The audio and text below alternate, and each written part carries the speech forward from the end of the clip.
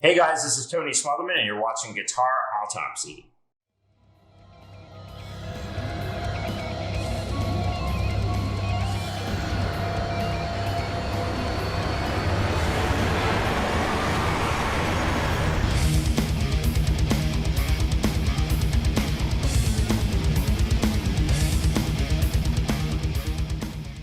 Hey Tony, dude, it's great to fucking see you, man. How you doing, bro? You too, man. Good to see you too. I was saying to myself, we're going to be in a lot of trouble, dude, because when me and you get going, Yeah, we're going to have to watch it today, man. yeah, that is true. That is true. And you met Zach, right? Yeah, man. Nice to meet you, Zach, dude. Heard a lot of good things about you. Oh yeah, hopefully from the right people. I don't know. There's some stuff going around on what's that thing called TikTok? TikTok. Yeah, there's maybe some people not. Yeah, so much over there. people not liking me so much on TikTok. All That's the hate and the hate. All those fake guitar players over there. What's that all about? Oh God. Anyway, don't get me started. I'm not gonna. I know. We'll spend a whole hour talking about that. Yeah, boy. So anyway, dude, how's things been going, man? What you up to today? Yeah, man. So just doing the same thing, teaching, man. I've been teaching for 23 years now. And I always tell everybody, when I first started doing this, I was probably 2 years ahead of most of my students, so I felt like I had to put in a lot more work at an early age. I kind of started what I would consider sort of late, 15-ish. Dude, that's when I started playing guitar when I was 15.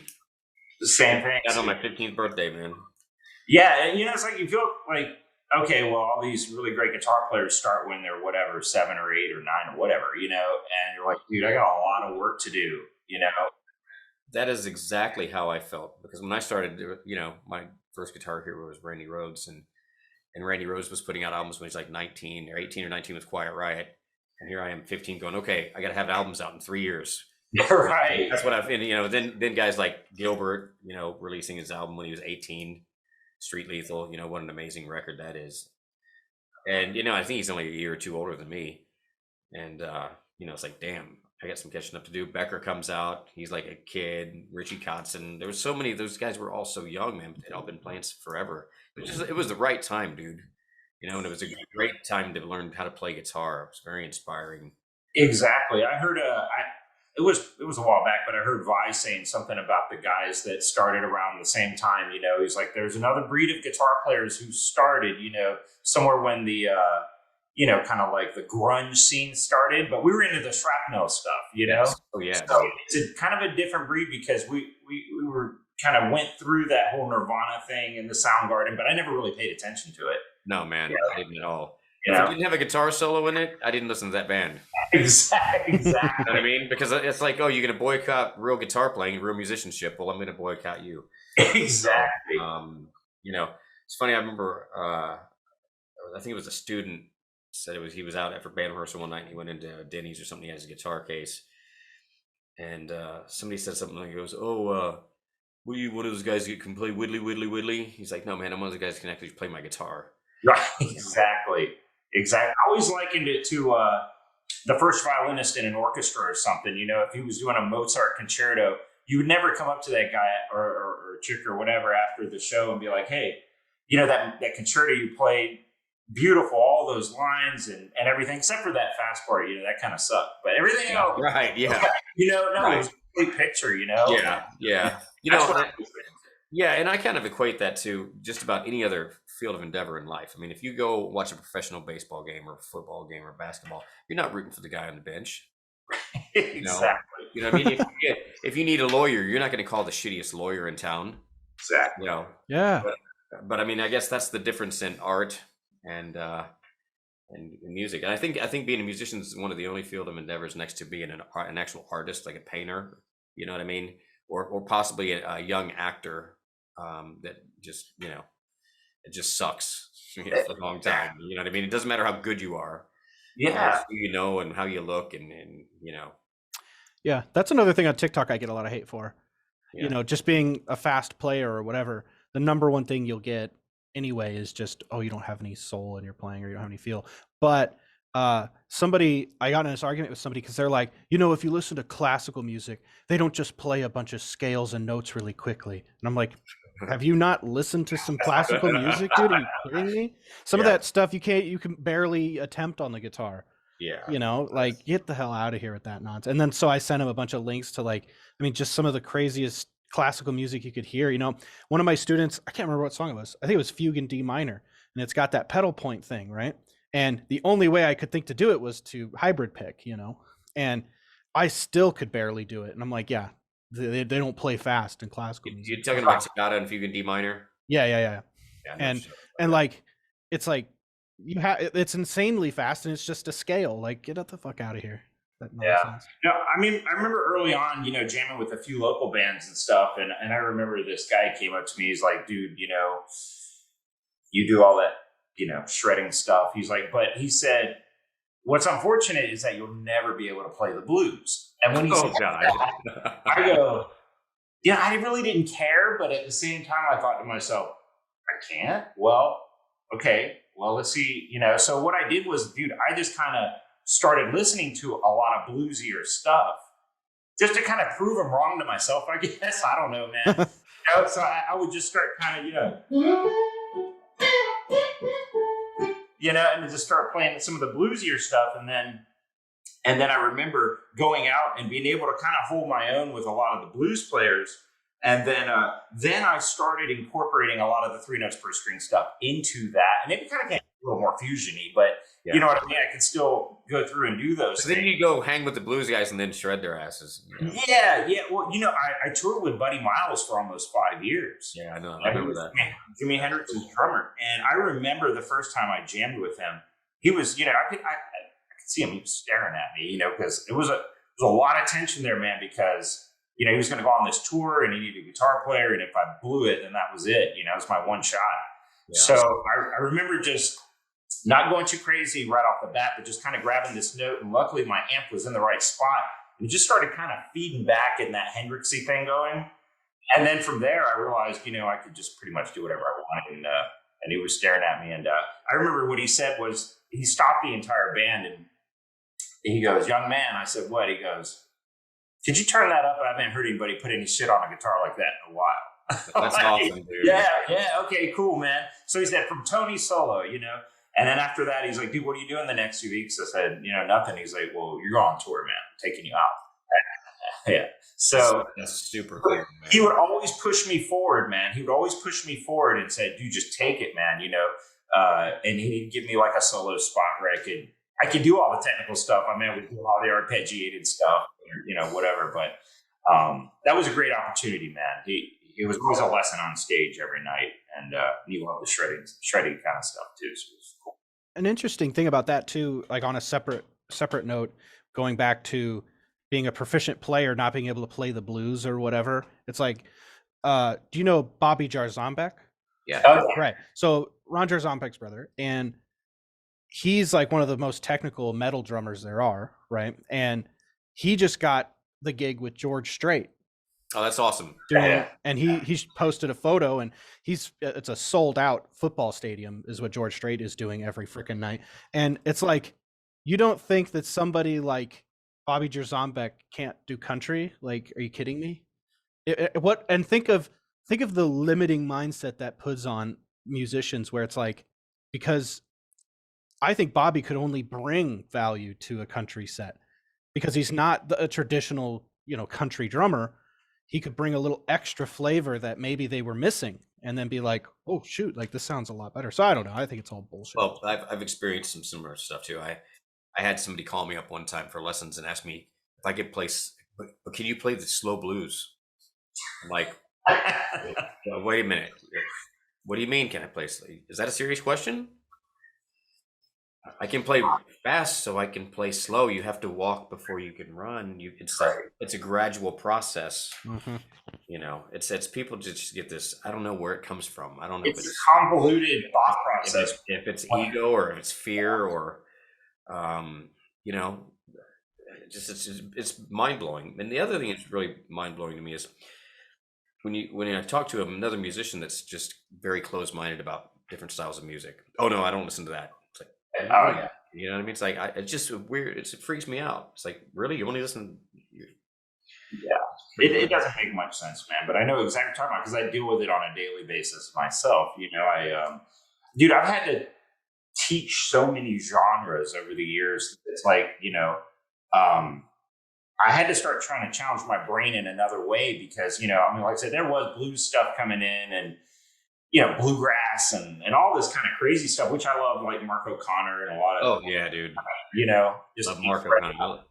Love his violin and fiddle playing, whichever way you want to classify. Yeah, so with all that stuff, everything from death metal to jazz fusion and stuff. I was like, kind of had to, do my homework on a lot of things. And the most difficult part is being creative because, I handwrite everything out. So it's, I have to be creative and come up with something fresh. And the student has to be excited about it, dude. So it's like, you have to step up to the plate every day. Well, so let me ask you this: you still don't use Guitar Pro?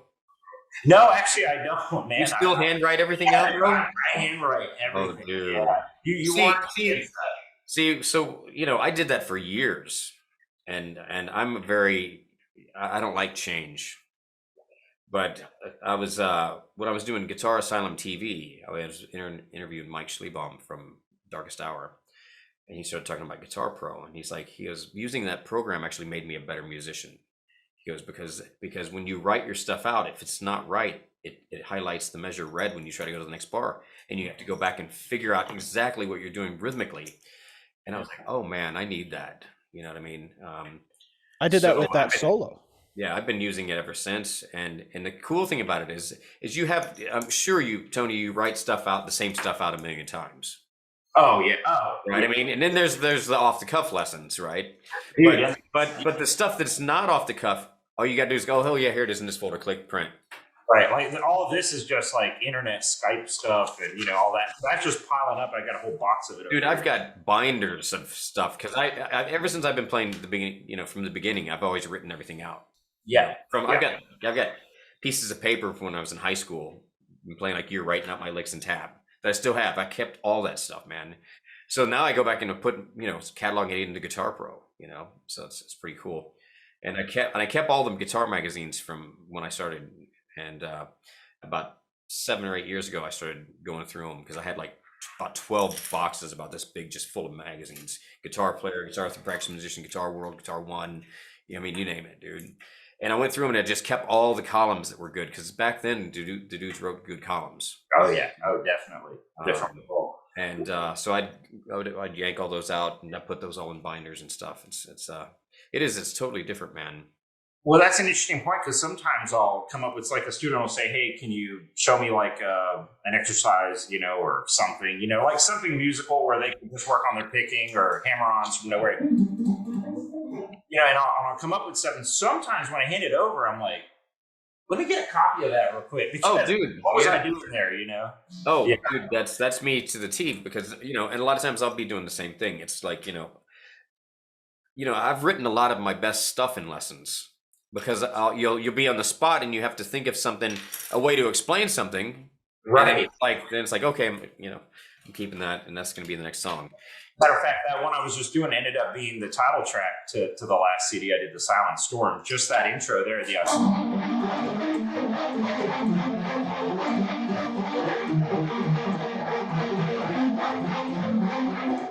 kind of create a classical kind of theme, and then you're just picking the first note. Yeah, just right, exactly. Yep, and the hammer. It's kind of a Sean thing, right? Yeah, kind of a Sean Lane. Yeah. It's kind of thing. Not in the flavor of the tonality, but the technique. Yeah. Dude, there's been so much stuff like that, like hammer-on pull-off stuff. Scotty does a bit of that too, right? Doesn't Scotty do a lot of that? Oh yeah, definitely. Yeah, he does. He definitely does, man. He's got such a unique way of looking at the fretboard that it's like hard to. He's showed me quite a few things over the years. Yeah, you have to hang out with him a bit. Yeah. And he would say, "Hey man, check this out," or here's a cool one, And like, dude, what is that? It's really wicked. But when you try to recreate it, it's just, you have to kind of just have his brain because obviously you can technically pull it off if you practice it. It's just some of his concepts are just really interesting. Just the way he kind of, some of that atonal stuff he does in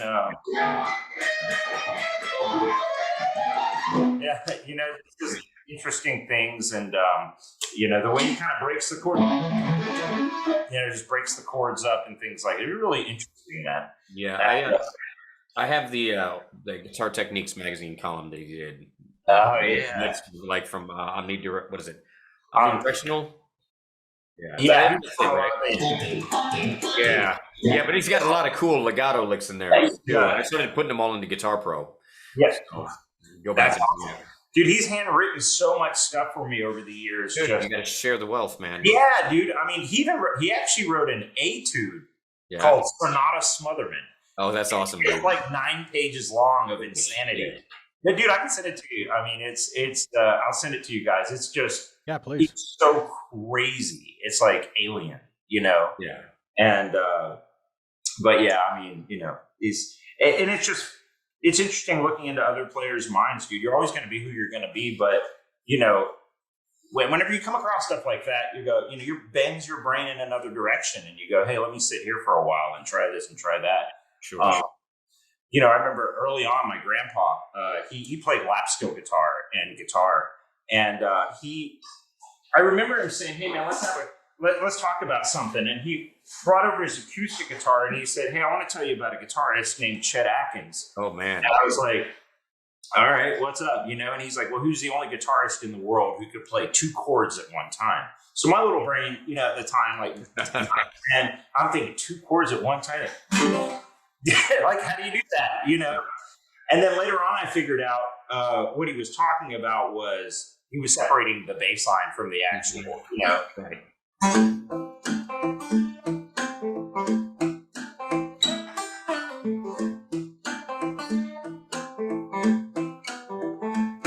You know what I mean? Like, I figured that all out later.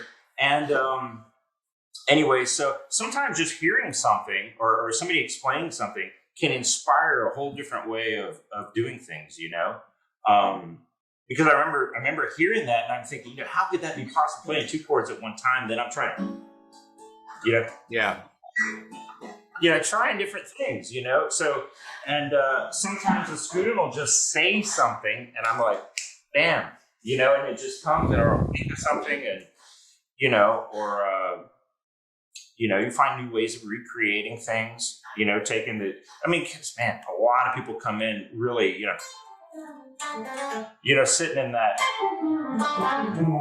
the pentatonic thing. But, you know, when I show them and I open it up, I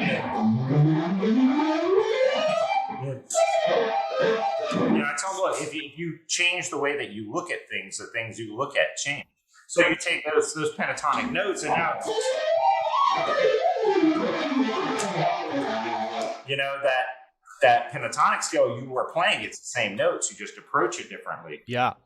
And see, I did a video on that on TikTok, a bunch of videos like that, because, you know, and the first thing you see, the first comments you get are, it's just the same notes. What does it matter? And I'm like, because it's changing where you're at on the board, which is going to change how you would approach the notes. Like same things with modal placement. Yes, you're, you know, in E major, and you're playing like G sharp Phrygian. It's the same notes, but how you're going to be able to bend is different. How you're going to be able to slide is different. And it's, I don't know. You kind of just opened up a whole Pandora's box there, because this is why I don't get on TikTok.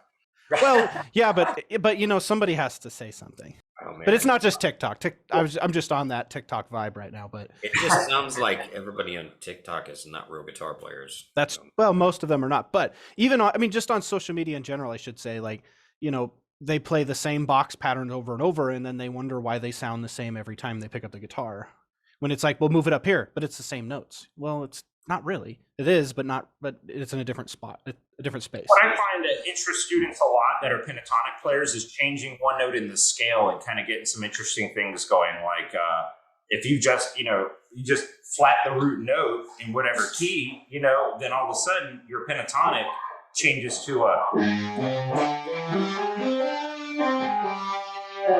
almost to a Holdsworth vibe by just flattening the root, you know? I mean, right. Things like that. That reminds me of one of the modes from the enigmatic scale. Yeah. You know, you're going to get a lot of those sounds, or even taking a pentatonic or dominant pentatonic. I was surprised to see how many people don't know about that. Yeah. Dude, Yeah, you know, taking that. I mean, for me, like I always loved Blue Saraceno, you know, and he would do some wicked stuff with that type of.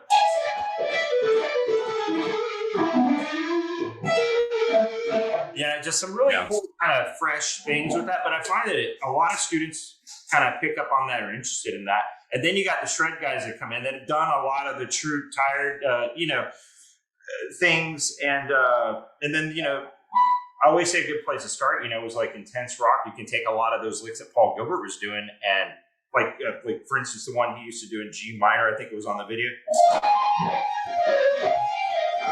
Make it turn it into harmonic minor. Yeah. You know? Already.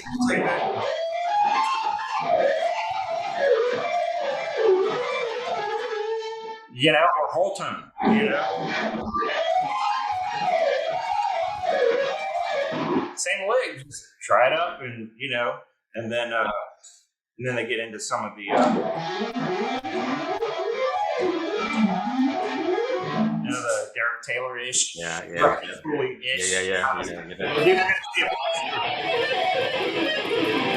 I think it's a symptom of a greater problem. The greater problem is just people like being told what to do versus figuring some stuff out for themselves. Well, you know, it's funny because we had the local music store here, George's. They since closed and now it's a Sam Ash. But back when it was George's, man, 20 years ago or whatever, I would come in there, you know, I'd play. And that's actually how I got my first endorsement. Was the Peavy guy was there, and I ended up getting an endorsement with Peavy. It's my first endorsement with the Wolfgang guitars. And ever since then, dude, when I'd go in there, you know, some of the guys, you know, they'd be like, hey, dude, play that Pac-Man lick. I'm like, dude, it's not a Pac-Man lick. It's a Rusty Cooley lick. And I'm like, so after a while, I would go in there and you'd be like, dude, play the Rusty Cooley lick. You know? That's awesome. Yeah. You know what I mean? Yeah. And then, like, you play that Rusty Cooley awesome. lick. So, but there is actually a Pac-Man lick. It goes, right. Pac-Man dying in Galaga. Right. Yeah,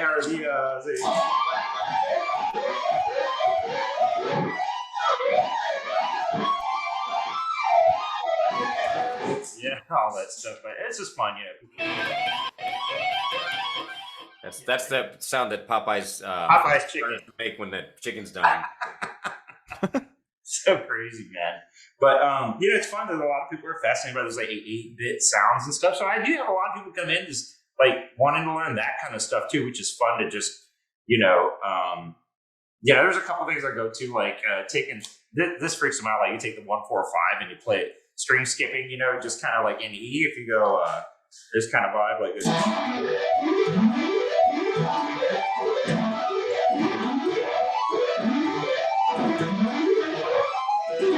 You know, that ain't the blues, but I go out to the blues jams and do that shit. Yeah. You know? Well, it's funny because, you know, there's a lot of things that we were talking about today so far that I had things, you know, wanted to talk about, but we're going, you know, so we're like all over the place like always. But talking about the blues, I mean, you guys have had to have heard Ron Thal's song called "I Can't Play." Oh yes, still got the blue. All right, yeah, I don't have It's so classic, man. Yeah. Yeah.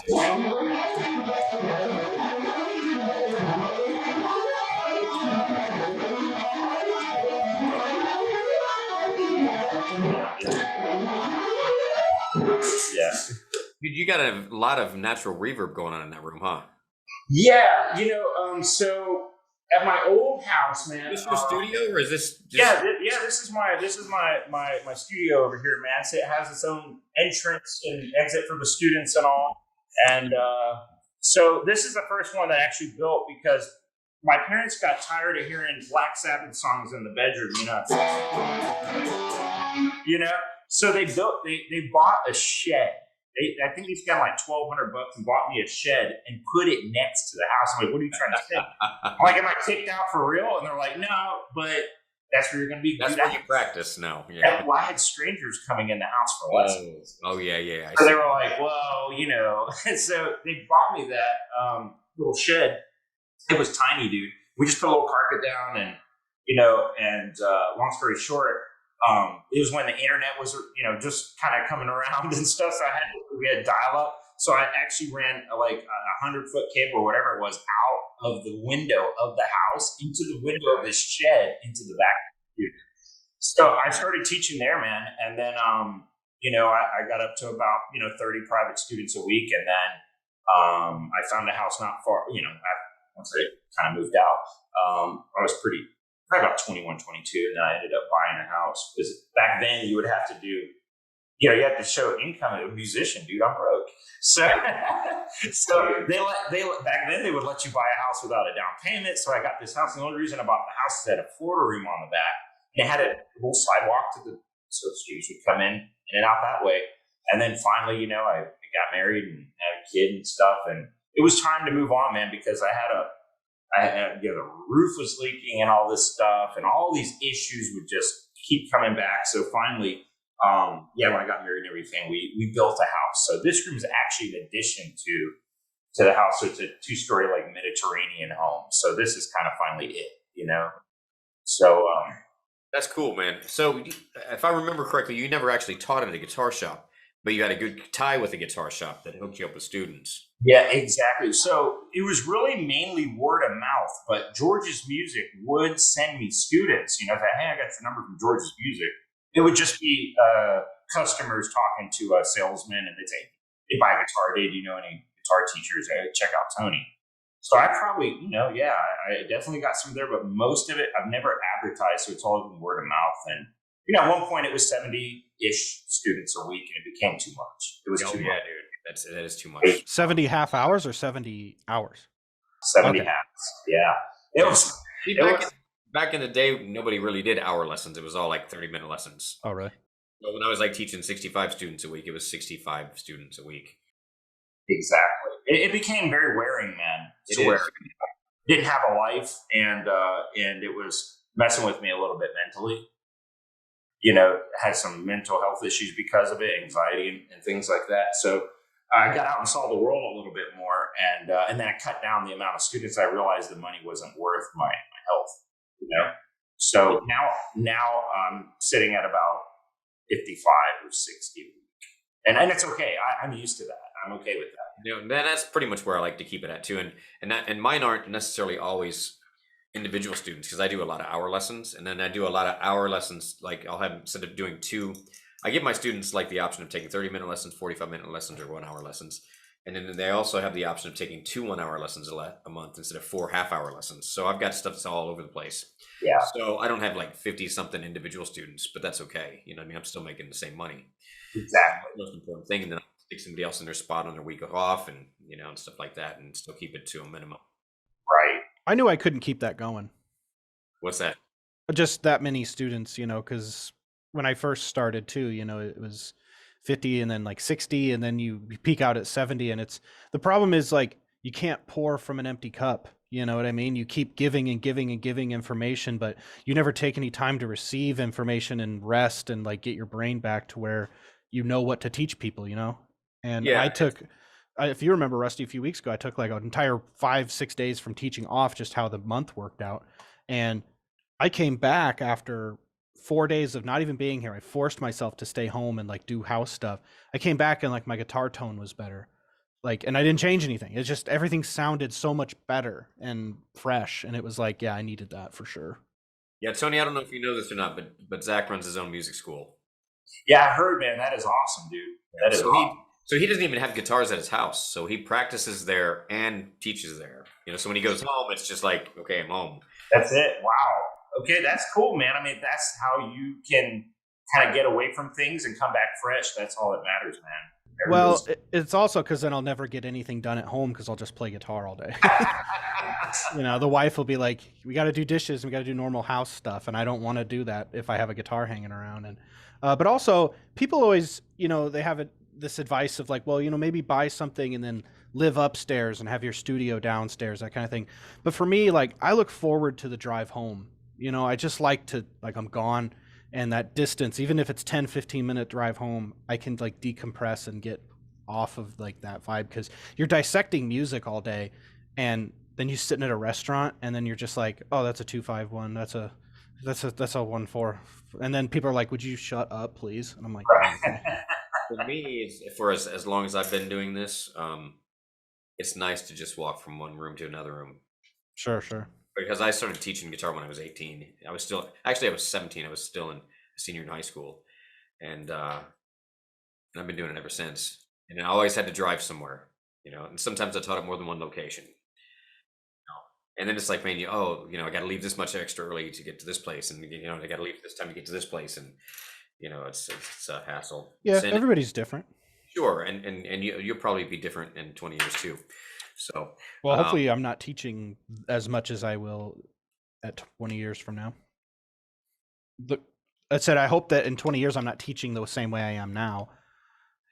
But because we have 220 students right now, I think is what I last counted. I'd like to be at like 1,000 or so, and then not have to teach, like maybe just keep a few students that I, have taught for a long time. That'd be the goal anyway. Yeah, for me, it's like no matter what happens with my career, I'm always going to teach because I just love it.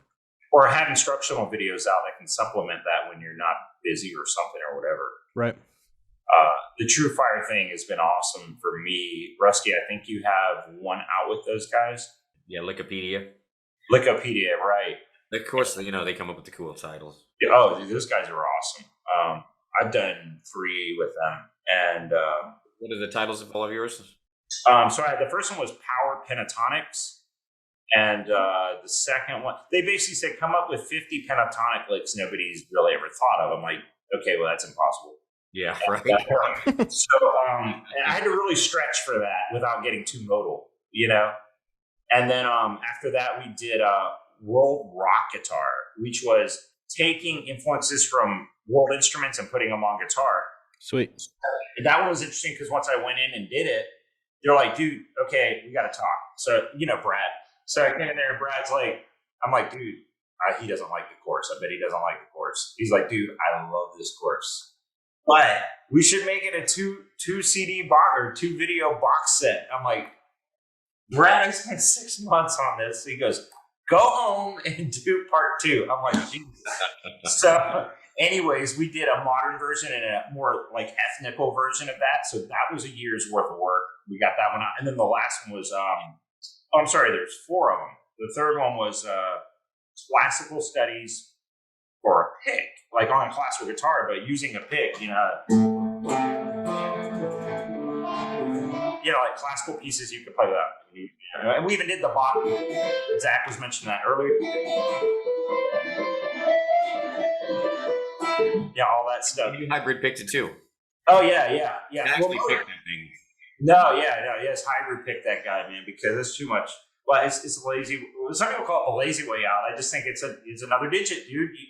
I remember early on when we first met, you said, dude, are you holding your pick in your hand like that and tapping with your index or something? I did something. And then you're like, got 3 other freaking guitar picks, dude, use them. Yeah. That kind of sat with me, man, And, but anyways, it's kind of the same thought process on that. And then the last one was called melodic ballads. So it was more like, I tried to push it with some diminished stuff and things like that. So it wasn't so vanilla, you know what I mean? Right. Because it's easy to go really run of the mill with a lot of things. You just have to think out of the box all the time, dude, especially when you try to push forward your own voice on the instrument and not sound like everybody else, If you think like that, you'll play like that. You'll play originally. You'll think unique. With all those things and helping the world music really kind of help looking at the guitar in a different way because, just looking at the way the sitar players, I remember hearing Ravi Shankar, man, on a recording and I'm like, dude, that's so insane. He's flying all over the place doing all this stuff. And then I finally saw a video of him. He wasn't going anywhere. The frets are so, big. He's doing all these bends at one spot, and that kind of... he was getting all that stuff, like, I've been listening to a lot of Indian stuff lately, like Srinivas. More of the Konakal kind of stuff. Oh yeah. The rhythmic vocalizations. That stuff is insane, dude. It's so insane, man. First time I ever heard that was on I think it's the album with Sean and Jonas, Good People in Evil Times, and I didn't know it was on the song, right? I mean, I had no idea what was coming up, right? So I'm driving home, and Matt is it Matt Smith? Or who's the guy from England with Legato, not Legato Records? You know, he put out those compilation CDs, a few of them. Oh, The Alchemist and whatnot. Is that who? yes. I Yeah, what's his name? Matt something, right? It's been a long time. Anyway, he sent me the album, right? So I'm driving home from teaching, and that pops up where that dude starts vocalizing. And at first, I'm laughing so hard because it's like the funniest shit I've ever heard in my life. And then a few seconds later, the dude's going, and I'm like, oh shit. I realized the gravity of this situation and how serious this really was. I mean, if I could play like those dudes could sing, dude, I'm telling you, they are the original shredders. They are like Srinivas, the mandolin player. Like, see, Indian music's all about gammaks, the ornamentation of the note. We don't really have that in Western music. So when you hear like Srinivas doing these insane lines, like you know, those kind of things, like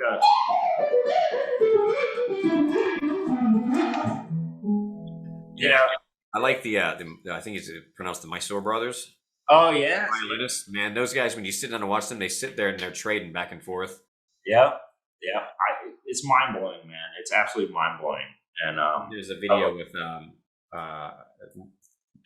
I forgot what their first name is. One of the Shankar daughters, or I don't know if they're all Anushka Shankar. Yeah, she plays with Joshua Bell. Yeah, right. The violinist Joshua Bell. Yeah. It really is, man. Bends your ears to a different sound, you know, and that's what it takes. You know, you have to apply either concepts or ideas or influences from those instruments onto our guitars, because you know, that style of music and just flat out classical violin, whether it's from the Baroque, Romantic, no matter what period, or even if it's not even classical, it could be, you know, a different genre. But that always was very natural to me for whatever reason. You know what I mean? When I hear it on guitar instantly. You know what I mean? And you know, there's some things that don't, like when I hear classical pianists, it's not as the same way for whatever reason. You know what I mean? I totally dig it and love it. I mean, some of the stuff that I've been listening to, as well as a bunch of the Carl Czerny stuff. Oh, dude, you heard that stuff, man? That guy, yes, Czerny and all that stuff, man. Like for me, like listening to or checking out some of the Chopin stuff, the Black Key Etudes, he did some pretty wicked stuff, dude. What are you talking about? Chopin, the Black Key Etudes. I don't think I've heard of the Black Key Etude. Dude, he was doing licks. You're not talking about it. You're not talking about the regular. No, I'm thinking of the. What am I thinking of? Not preludes. Shit. What am I thinking of? The Polonaises and stuff like that. This is called the Black Key Etudes. This is gonna be something I'm gonna have to check out, dude. Yeah, the Black Key Etudes, dude. He was doing some. I mean, those licks transcribed so good to guitar. Just the way that he was pulling off some of those licks, like whole tone stuff, and I mean, you could obviously do anything with it, but he was ripping through whole tone stuff like this. Is that kind of you know, just pretty wild stuff, or diminished stuff like this. Yeah, you know, so you hear it's very classical because it's very medium, but yeah, I mean, dude, a lot of the stuff he was doing was crazy. So I try to grab some things from there. Some of the chromatic stuff, you know. You know, I hyper pick all that stuff. But then you start screen skip. Or this little move was kind of cool where you would take an octave and just play a half step, the seventh. Yeah. You know, to the octave here, like. I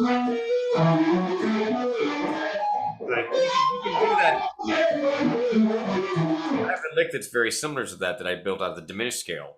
You know, so you do when you're going a half step below and above. So you start on the outside and you bring it in. But you know, Nice, like a half hole kind of thing. Yes, exactly. It's cool, man. It's very cool. Yeah, that's all cool. Yeah, you love it, man. Yeah, that's where all this stuff is. You know, so yeah, it's fun, man. You know, Just start doing adding one more skip every time. Yeah, right, dude. That's awesome, man. I love that. I love that. Yeah, just taking those concepts and just diminish. Yeah, I like that contrary motion. It's kind of vibe to it. But no, dude, there's so many things, man. You just sit and just work and work on it. I've actually taken some of that stuff and incorporated it into rhythms. Yeah. That's the thing right there, man. Because it's always great to have new, fresh rhythm ideas. I mean, that's where our songs come from, And want to have this last the Silent Storm's the last one I did. That was the first time I actually laid rhythm guitar tracks on everything, just to thicken it up. And then basically, since the pandemic was happening, I hired Yngwie's band. yeah. Yngwie didn't have a band during those 3 months, but because Nick did an incredible job, man. His singer, keyboard player, he did some pretty wicked stuff. But yeah, man. So recording that album, you said the guy that you recorded with was kind of an interesting guy. Yeah, to say the least. We love you, Stan. But it was definitely interesting to say the least. It was a very long process, and I wasn't used to that. But I can say that we got probably the best sound I ever got. He was very meticulous about that, and we ran the Mesa Boogie TC100 the whole time, pretty much. And other than like a couple clean things, I used what's that modeling at, man? Not the Kemper. That's exactly. Yep. For some clean stuff, I did this kind of Asian kind of thingy in there in one of the songs. And so, but anyways, yeah, man. So it worked out well. And now, I mean, I started writing acoustic stuff. Like I play different tunings and stuff. So I was starting to experiment with that. And these songs just started coming out, man. And everybody's like, dude, when are you going to do an acoustic thing? I always put one on every album. I didn't do it on the last one because I kind of went back to my metal roots, So no acoustic guitar, dude. It's that was your first really all metal album. I think so. Yeah, it really was. Even though that's really where my roots were. It's just but anyhow. So the acoustic. All the stuff you've done for that has a bit of that eclectic world kind of music in it. Yeah, and I don't know, just trying to find your voice and stuff, But now, if I do it, I'm probably going to add an Indian thing or maybe a Celtic kind of vibe. But it's always, it's always going to be heavy. So I started writing for acoustic, man. And all these songs just started coming out, dude. So in a month's time, I had 12 acoustic tunes. That's awesome, dude. Completely written and polished. And then, took them all to memory. And then I started actually playing some of this stuff out live. So I haven't recorded any of those. That's my next project. And then I have another one. See, I write all my songs out and keep them in here, man. But my next project, which nobody really knows about yet, is I actually wrote a full album of classical guitar. Oh, really? That's awesome.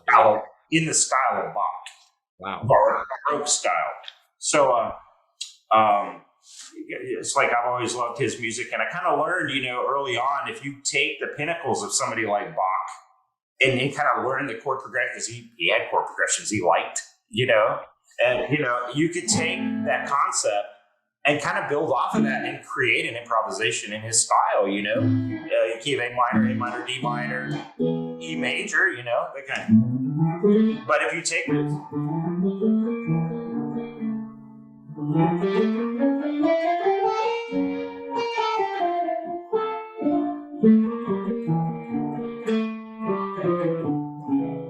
You can improvise in that style, and then you kind of think of the chords, and you can just minor and go to A minor, just really kind of, and then get some of those little. But the crazy thing is, he would throw these intricate, calculated devices in between these melodies, which was another level of crazy, And tell us about that a little bit. Yeah, so Bach would come up with these themes,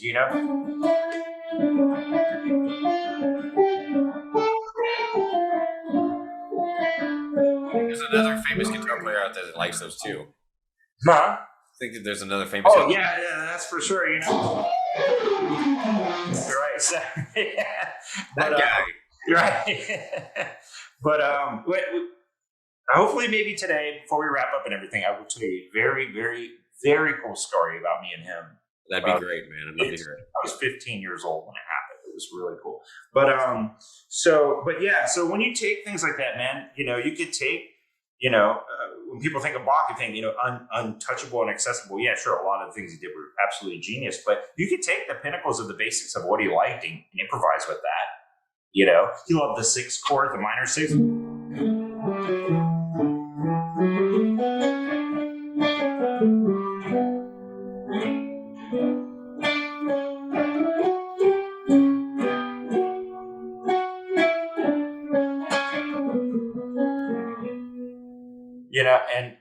And it's something that kind of makes your brain move in a different direction, Well, those guys back then, any of those really old dudes, they were musicians on a different level.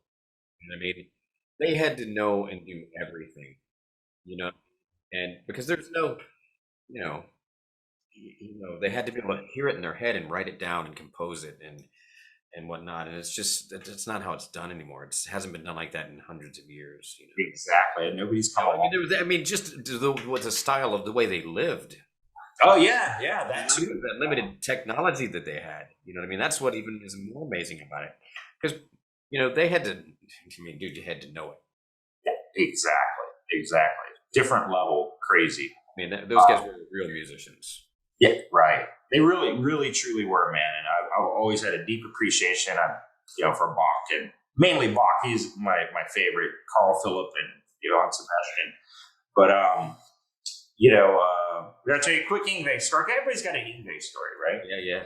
Okay. So I was 15 years old, and I was listening to the radio and on the rock station, and they said, "Hey, the guy's name you can never pronounce, Yngwie Malmsteen, coming to Shades." Shades is a tiny little club in Orange Park, Florida, not far from where I live. So I wanted him to sign one of my guitars. I was an Yngwie fanatic, I was listening to him so much, man. And so I had my guitar, and I went to the gig, and I tried to get in, and they're like, "No, the doors aren't open yet." So the line started getting really big. There was an opening band. And they weren't supposed to let me in because I really wasn't of age, but they saw I just wanted to get my guitar signed. So I went in there, and there was a lady selling Yngwie shirts, So I went up to her. I was like, "Hey, do you think I could meet Yngwie?" She's like, "We'll see. I don't know, honey. He doesn't really meet a lot of people." Okay. So literally 10 minutes later, his wife comes out. She's like, "Oh, there's his wife." She calls her over, and she tells her something, and she goes to the backstage area. And she looks at me. She goes, "Dang, dude, that was pretty easy. That wasn't as hard as I thought it was going to be." So I go back there. I had a KISS shirt on. It's a KISS Army. Sick. There he is by himself. About 10 Molson Canadian beers lined up, already drunk them. No shit. He's an hour before he's even going to go on stage. Wow.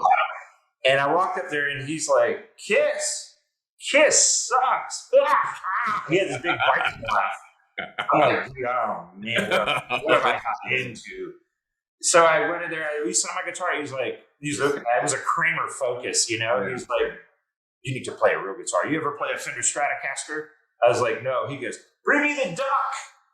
I don't know what the duck is. I had no idea. I've seen him in the magazines holding guitars, but so this old guy, manager, comes in with this beat to hell Stratocaster, yellow, I would pick white or whatever they call it.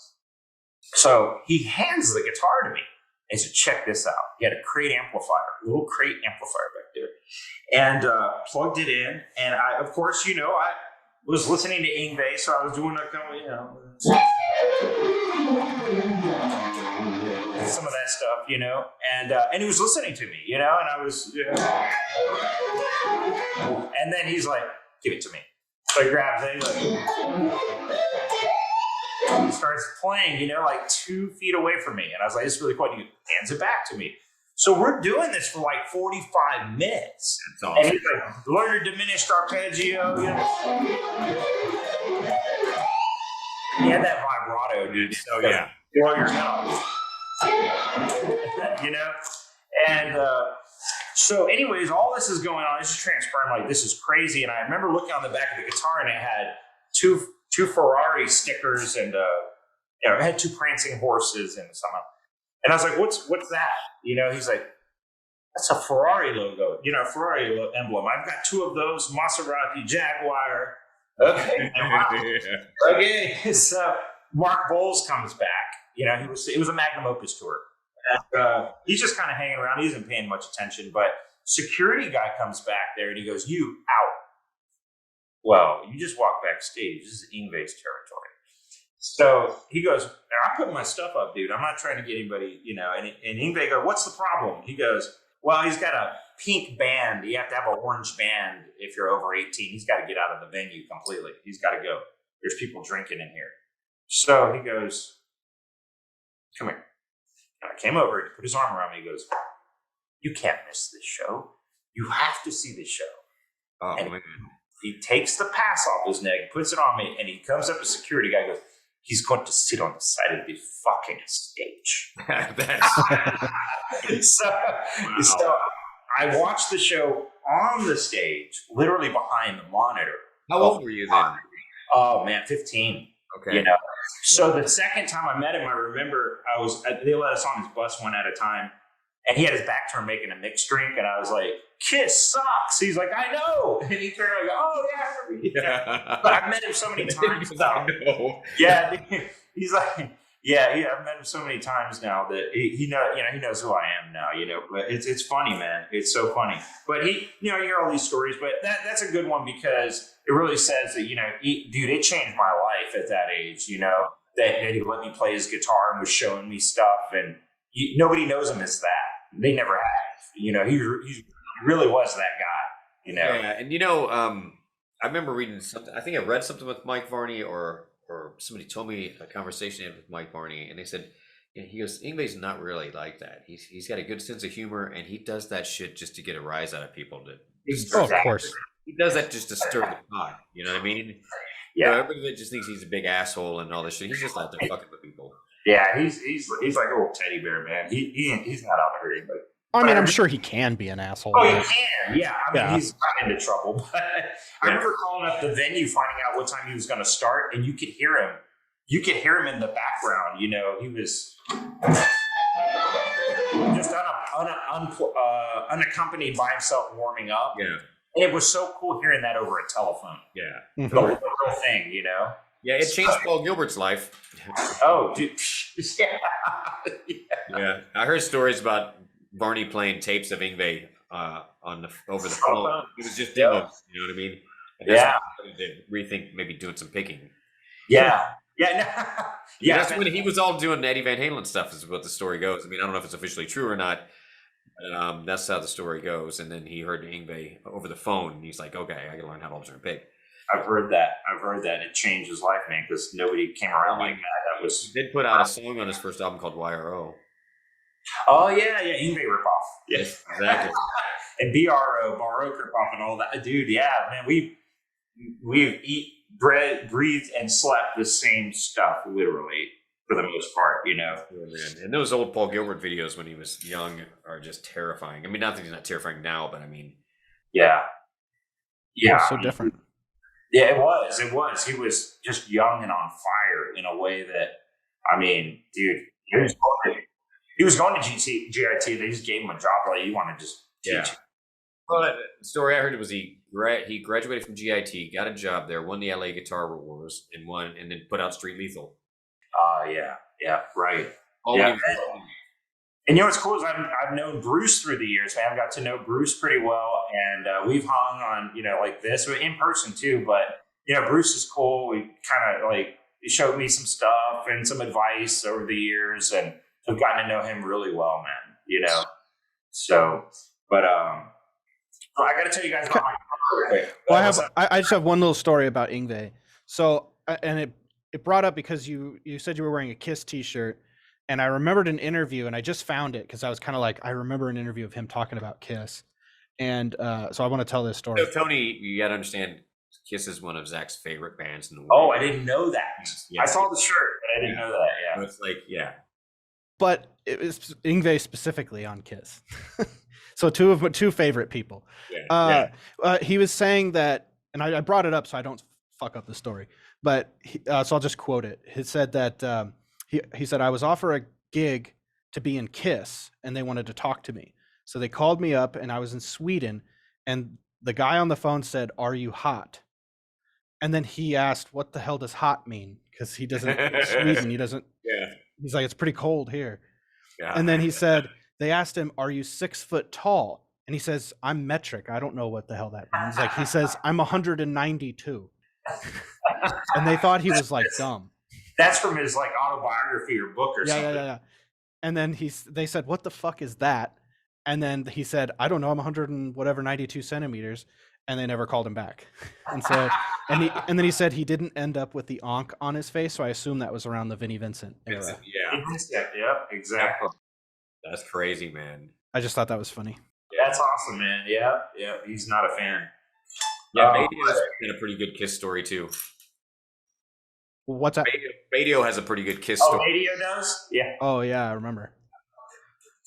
I can't remember how that goes, but we'll put a link to it. People want to watch It's on one of the episodes. But yeah, let's talk about your guitar.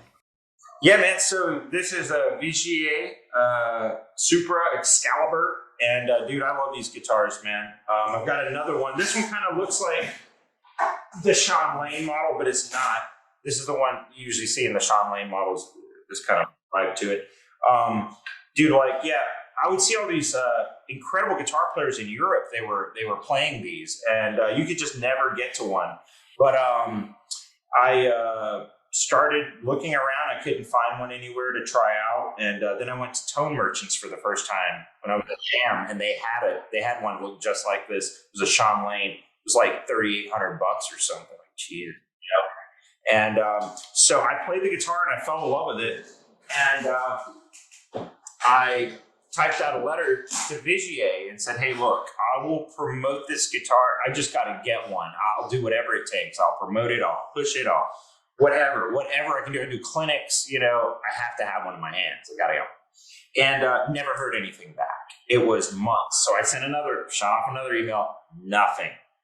Fast forward like 5 years later, dude, I get an email for VGA Guitars, and I open it up, and I'm realizing very quickly this had nothing to do with my email at all. It was they hired a new artist relations guy, and he DJ, and he's basically saying, "Hey man, we're wondering if you'd be interested in our playing our guitars." I'm like, let me think about it. Okay. So anyways, yeah. So we did the deal. So they built this one for me. Custom Patrice built this one over there, and he did it in the rock art. And he said, basically my name came up, and they were talking about doing something special for me. He said, "You can pick whatever you want out of the catalog, or we can build you something." So this color, dude, I thought it was so nice. It's got the mirror pick guard on it, but it's just really wicked, man. It's so cool. So, it's very eye-catching. So the first day I got this, I had a gig with McAlpine. Okay. So it wasn't even broken in, man, but it just felt like home. I mean, it was just like, I didn't have to get used to it, man. It was perfect, literally perfect. So anyhow, they built me another one. It took a year. It's a 1-year wait right now for a Vigier. So they built me a yellow Strat looking. That's a long year, man. Huh? It's a long year. It is. It really is. So they're building me one in this color, which is like Olympic white. And there you go. Yeah. Hell Ferrari yeah. sticker, right? And then Yngwie signed. He played this guitar. He liked it. But it's scalloped as well, but not too quick. More like Richie Blackmore style. And so anyways, with this guitar, something happened. They put the wrong color code in. The guitar was finished. It was ready to ship. And then DJ saw the paperwork and he goes, "Uh-oh." He called me and told me, he's like, "Dude, I got good news and bad news. Good news, your guitar is done. Bad news, I'll send you a picture." And he sent me a picture of this Bumblebee, dude. It looked really cool, but I was really hoping for this. And he's like, "If you don't want it, you don't have to take it, dude." So he's like, "Dude, we could send it to you, but don't feel bad if you don't want it." I'm like, let me think about it. I thought about it overnight. I'm like, I really did want this white gold and whatever, it looks so cool. So I was like, "All right, man, I'll tell you what, I think I'm going to stick with what I originally wanted. How long is that going to take?" He goes, "Another year." I'm like, "Dude, no way, man." So 2 years later, they finish this guitar. It ends up in Homeland Security. For almost 2 weeks, dude, they held the guitar up because of all this custom stuff. This is, I think, the first time a guitar came straight from the factory to an artist. Right. Usually it has to go through a liaison or a dealer or something. I don't know. Right. So anyways, dude, Customs was calling me. Homeland Security called me for this guitar. It was so insane. I'm like, can I please have my guitar? I've been waiting 2 years. They're like, no, it's held up in an office right now. Anyways, got the guitar. So DJ's handling everything. They've changed everything since then. So now it comes to New York first, goes through him. He does all the custom stuff. And so it should arrive today in New York, my new one. Oh, cool. And it'll come straight here. That one's got like, it's scalloped, with like Richie Blackmore. But so smaller scallops, In Yngwie's guitar, you could stick your finger between the fretboard and the string all the way through and still have space. Yeah, that's crazy, dude. Yeah. So, but anyway, so that should be here next week. So, I have to tell you about this real quick too, dude. So, this is Revolt Amps built a Tony Smotherman tube pedal, and we, so basically it does have a 12AX7 tube in it. We kind of tested. When he asked me if I'd be interested in doing something, I said, yeah, I mean, it has to be right. My main thing is if I'm going somewhere and they have a solid state amp, I need to be able to try to get a tube sound or whatever. So we tested it out on the worst possible solid state amp you could get, which was a crate. Sorry, crate. And then we plugged it in, dude. It was insane. It has a modern channel and a vintage channel. And dude, I want one. Yeah, dude, I'll hook you up, man. I will send you guys one, dude. It's really, really sick, dude. Some people say, well, is the tube just a joke? Is it just kind of in there for looks? I'm like, well, if you take it out, it doesn't work. How about that? Yeah.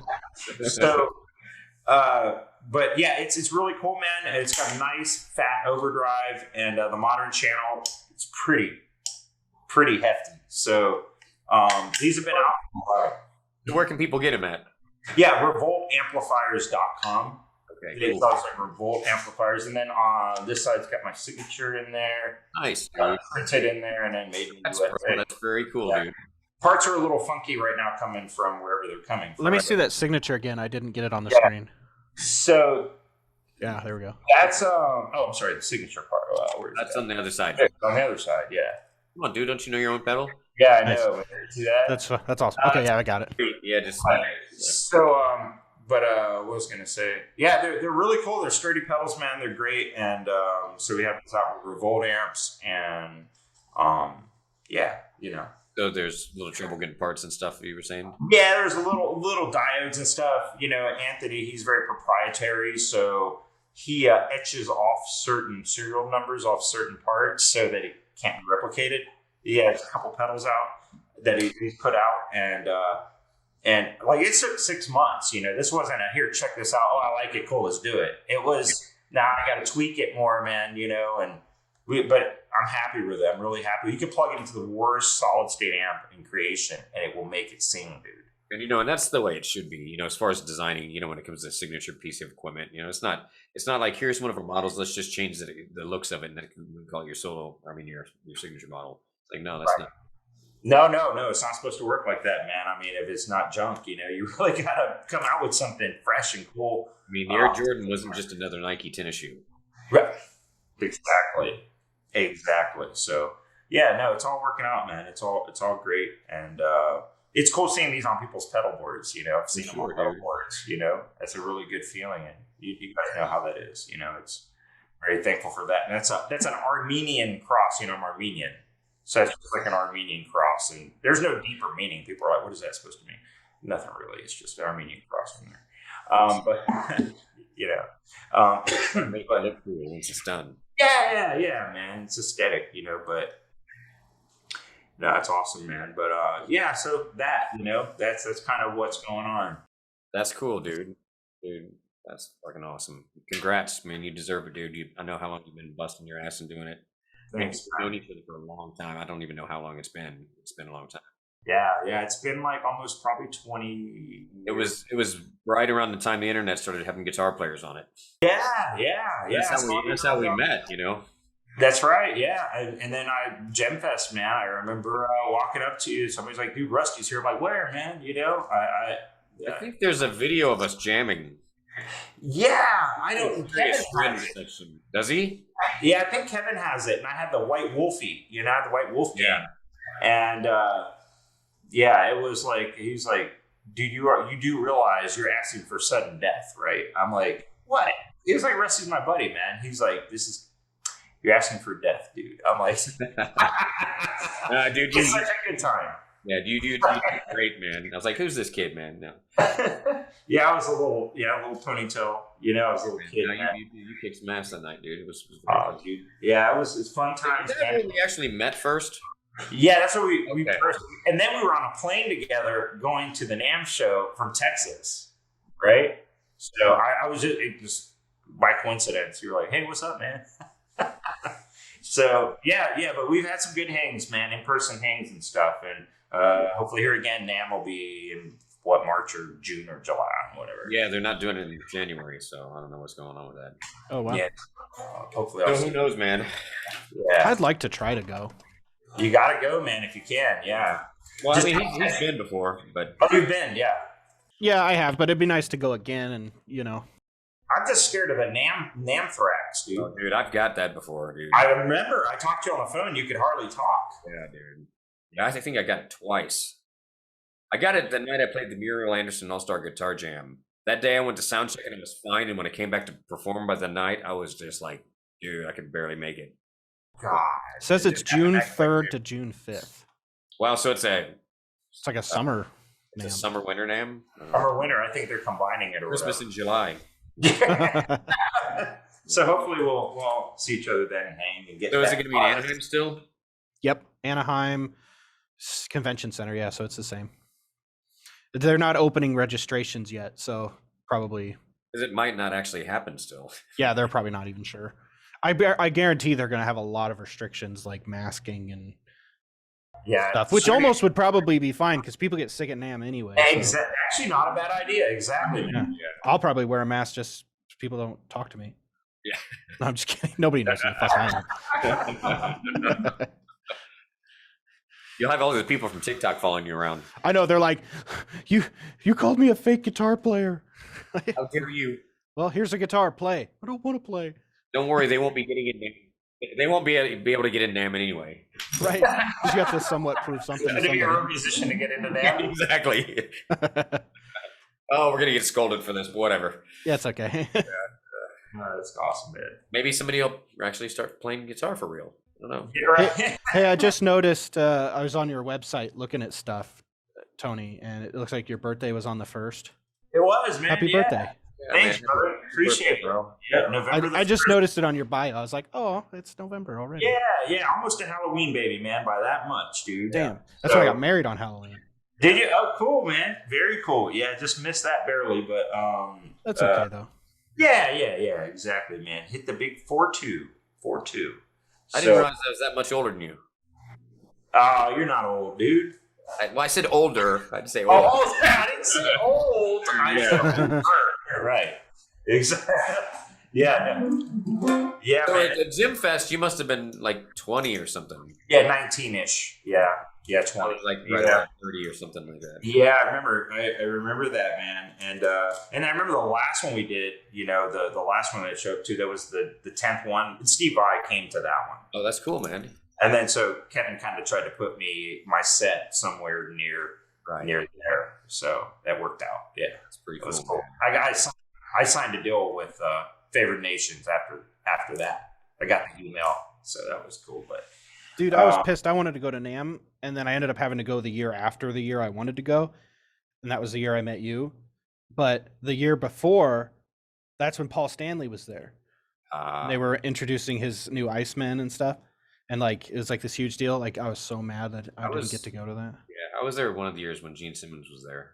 I don't care about him. Zach, since you're a Kiss guy, man, I was sitting outside of the convention center. I was sitting on a bench, and I was just by myself playing with my phone. And there was this woman who was standing very close to me with her arm in a sling. And then she looked over at me, and then she sat by me. And I'm like, dude, I know that face from somewhere. And I was like, let me just ask her, like, what'd you do to your arm? And she's like, oh, honey, I fell. And I'm thinking likely story, I fell. I fell, and I'm like, oh man, and I'm looking at her, I'm like, dude, it's Shannon Tweed. So I'm like, oh, is Gene in there? And she's like, yeah, honey, she's at the bass booth, whatever, Warwick or whoever it was. I wasn't sure, or the amp company. And she's like, you can go say hi to him, you know, he'll talk, whatever. But anyway, I just thought that was really cool. She came and sat by me, and I just, you know, I knew she was familiar, dude, but you know, we had Skinamax when we were kids. Yeah, I was gonna say it must have been all that porn. Yeah, I wasn't gonna say it, but you know, it's like, you know, sitting right there, you know. I would have been like, hey, will you sign my guitar? You should have been. Right. This is Oh, yeah, totally, broken arm. this is totally not appropriate. You shouldn't like. I feel like I recognize you. Like, could you take your shirt off for a minute? Yeah. Oh yeah. You'd be like, oh, okay, yeah, I remember you. Wasn't gonna say it, Zach. I wasn't gonna say it. But, you know. I'll say it. That's rad, dude. That's cool. That's man. bad. Don't do that. Don't do that. No. Oh, I know it's probably about time for you to go, but I've got a great Yngwie story too. Well, Yeah. not as cool as yours, but you know, so I'm at NAMM, right, and I'm walking, and I'm talking to somebody next to me, not really looking, right, and next thing I know, somebody almost knocks me over, and I'm like, "What the fuck, man?" And I turn around, and it's Yngwie. So Yngwie just about knocked me over because we were both walking and talking to someone else. Right, didn't see each other, but the difference was that Yngwie didn't even flinch; he just kept going, didn't even turn around. He just kept going, Yeah. right? Yeah. I had a bust into somebody moved there too. It was actually Slash. So I was hoping maybe some of that greatness rubbed off. You know what I mean? So, Yeah, right. thanks, Yngwie. That's Yeah. crazy to even say. Because Slash asked me if I was all right when he did it to me. I didn't knock me over, but you know, he's like, "Are you all right, dude? You sure you're cool?" But Yngwie just like kept walking. Yeah. Well, it's that, Gus G was telling us a story where he was at NAMM and it was raining. He was carrying both of his guitars outside and he fell and busted his ass and he's soaking wet and he's all embarrassed. Some guy's trying to help him get up and he starts yelling at the guy. He's like, "No, man, we'll get it." You know, that was a great story. Gus was on last season, man. That's awesome, Oh man. yeah, that was Good fun. NAMM stories, dude. Yeah, there's so many good ones, man. But I appreciate you guys, you know, inviting me onto the show and hanging, man. It's been awesome meeting you, Zach, and hanging with Rusty again. It's been too long, so I really sure. appreciate you having me. Yeah, dude, we got to catch up too, man. I'll get Yeah, you. definitely. Yeah, for all the non airtime rated stuff, you know what I mean? You know, Right, exactly. not ready for prime time. You Not know? ready for prime time. Yeah. Love it, man. Love it. Well, alrighty, sir, dude. Tony, thank you so much for coming on, dude. It's always a pleasure. It's, you know, Thanks, man. you. Good to see you guys. Yeah. All right, bro. We'll catch you next time.